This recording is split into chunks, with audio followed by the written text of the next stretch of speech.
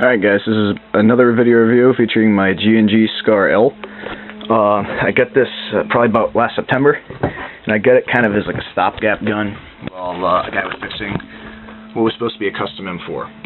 I bought this because I heard a lot of good things about it, and so far all I've had are just great games with this gun. It hasn't yet to fail me. Just want to mention early on that I went to a game, an absolute downpour, and I crawled prone through a mud puddle and accidentally submerged the gun. The ACOG that was on at the time was filled with mud to the point where it was like looking into a fish tank, and the gun kept shooting. And I brought it home and I cleaned it out, and it's pristine and it still works. So I'm not suggesting you guys go throw it in the mud puddle. I'm just saying if it accidentally gets dropped into one, it could probably survive it. This gun is a tank. It's very light. It's only about 5 pounds with only iron sights. This battery fits into the stock, and the wiring, the wiring system for it is pretty straightforward. Unlike the classic Army, you don't get those wires that get all chewed up right here. You get a really nice compact system with nothing hanging out. The stock can fold entirely with the gun still shooting. Probably the worst aspect of this gun is just the bolt. Sounds like shit, I know. It has a working bolt catch. You can lock it back and then release it. Sometimes it will be triggered by putting a magazine in. As usual, it does come with a G&G 400 and something round mag. I forgot what the manual said. I got rid of that. But it's another high cap. I don't like it, so yet again, gonna throw it in the trash. Point's been made. Where's my low cap?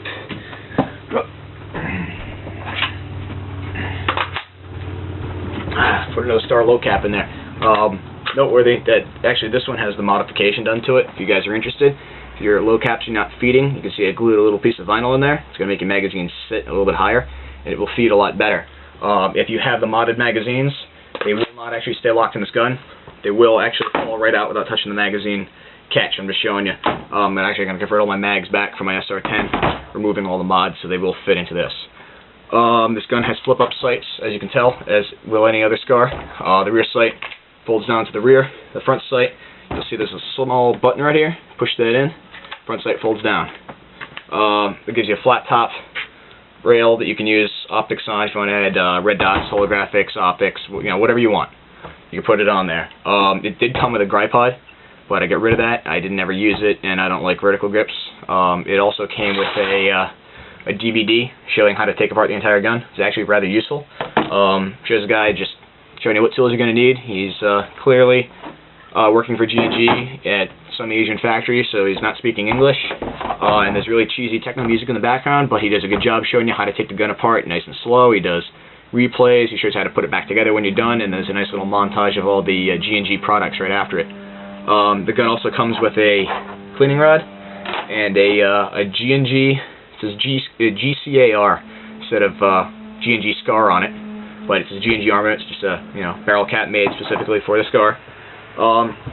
It shoots about 320 feet per second out of the box. It doesn't shoot very hard, but it shoots very consistently. I have this UFC holographic sight replica right here. I got it for about $100 off of Evike, which was a big mistake because their shipping is ridiculously stupid. They told me it was in stock when I ordered it, and then it was out of stock, and then it was back in stock. It took about 3 months to get it here, and now that it's here, it's like, okay. But I put it on here and I zeroed it, and this Scar can consistently hit a torso-sized target up to 80 feet very easily by just putting the reticle in the holographic sight on it and keeping both eyes open. But you can hit targets out to 120 feet with moderate ease. It's not a sniper rifle, but it is very accurate for a 363mm barrel inside of an Armalite AR-15 sized platform. You know what I mean? It's very well made. The upper receiver is made of a high-grade aluminum, and the lower receiver is made of a nylon polymer material. I haven't experienced any creaks or wobbles. The gun is, I don't want to say easy to take apart, but once you figure out how to take it apart, you get to do it with ease. But if you're going to start taking it apart now and you're trying to get something out of the gun, you're going to be pulling your hair out because you have to take certain numbers of screws out at just the right points and slide things out and force things and try not to lose tiny little screws. But it's a lot easier to take apart than an M4 wired to the front. All the wiring goes into the rear. As you can see, the stock holds the battery. To access the battery, you can just leave it in the stock. Pull this pin out. Butt plate comes off, wiring comes out. There's your fuse is in this box right here, and the battery cable just protrudes here. To get it out, use the pin like a tool.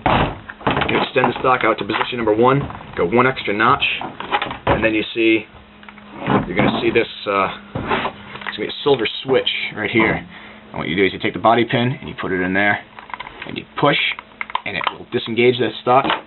You can pull it out, and it comes right out.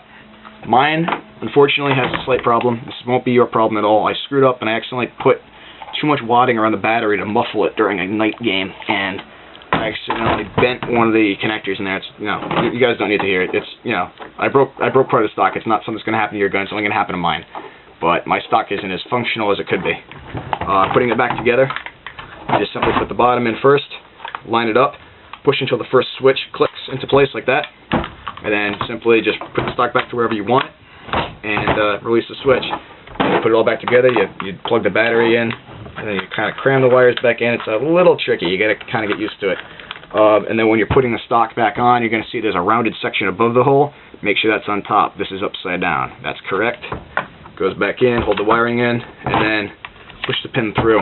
Half the time you end up pinching a wire, but once it's in and you get the hang of it, you got it down pretty good. Overall, I like this gun. I can't say it's my favorite gun. In fact, I tried to sell it a few times. It's just like the reload for it was really aggravating me. Like, I use low caps, and plastic magazines in a plastic magwell just did not float my boat for sound, and it just didn't feel substantial. And this bolt is just like a running joke in the field. Whenever you hear that, it's like, oh great, Pete just changed out a mag.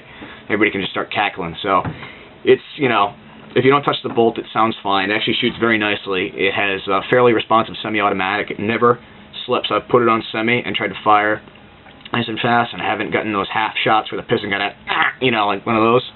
Automatic, it probably shoots about 950 to 1,000 rounds a minute. Shoots kind of fast. You can drain a 30-round magazine in about 2 seconds. It's really nice to surprise people with. If you're hiding in a bush and somebody walks by and you stand up and dump 28 rounds or 30 rounds into them, you can scare the living hell out of them. Try not to swear. And it's just, overall, it's just a great gun. The only problem I've had with it, other than me screwing up the stock, and that was entirely my fault, not the gun, or G&G's, the problem is the screw heads have this really textured paint on them, and it's really humid right here in New England in the summer, and the screw heads start to get surface rust. So, you know, once a week I take all my guns out and I get a rag and I get some of this it's like whetstone sharpening oil, and I just rub it on the screw heads and I just wipe off the surface rust. And I am planning to take it apart at some point and just spray paint all the screw heads with an ultra flat black coating, but I haven't gotten around to it yet. But that's the only problem you're really going to experience. The sights are, I have highlighted the numbers with whiteout myself, but you know, you can see their numbers. It's not particularly inaccurate with the standard setting. It only has one aperture, and you can adjust for elevation by twisting this body right here. Rear sight's going to go up, twist it left, and it's going to go back down. Front sight, they give you a front sight adjustment tool. You go into the top of the hole and you spin it. Again, I've highlighted the front sight post with a little piece of whiteout. I know, a little piece of white, a little, you know, dab of white out so I can see it. It's a really comfortable gun. It's really lightweight. I'm talking like, seriously, it's like 5 pounds. You can one-hand it with ease. Not that I'd ever do that. I'm just saying it's, you know, it's really light. You don't get many creaks and wobbles at all. Functioning bolt catch, very sturdy suppressor. Oh my god. Really sturdy, like semi-function. Semi-automatic works great. Full automatic works great. Safe. Never had a problem. Again, it's, you know, it survived mud and rain. I've gotten a lot of compliments on it. I like it. It's just not my favorite gun for half, like, you know, I'm going to basic in 20 days. I'm not a big fan of these, you know, future weapons, kind of like futuristic assault rifles. This gun is only in use with, I believe, the 75th Ranger Regiment and a couple of Belgian Special Forces teams, but I don't think it's in widespread use by any country yet. So it's not realistic. So thanks for watching, guys, and